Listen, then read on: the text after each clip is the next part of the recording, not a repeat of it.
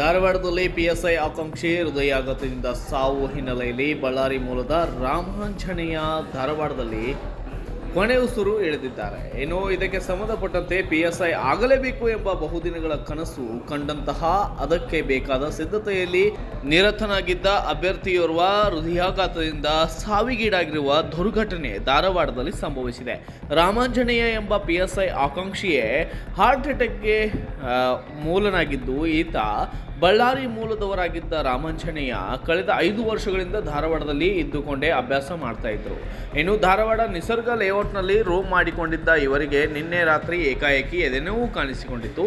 ಕೂಡಲೇ ಅವರನ್ನು ಧಾರವಾಡದ ಜಿಲ್ಲಾ ಆಸ್ಪತ್ರೆಗೆ ದಾಖಲಿಸಿ ಅಲ್ಲಿಂದ ಹೆಚ್ಚಿನ ಚಿಕಿತ್ಸೆಗಾಗಿ ಕಿಮ್ಸ್ಗೆ ಅವರ ಸ್ನೇಹಿತರು ರವಾನಿಸಿದ್ದರು. ಆದರೆ ಚಿಕಿತ್ಸೆಗೆ ಸ್ಪಂದಿಸದ ರಾಮಾಂಜನೇಯ ಆಸ್ಪತ್ರೆಯಲ್ಲಿ ನಿಟ್ಟುಸಿರನ್ನ ಬಿಟ್ಟಿದ್ದಾರೆ.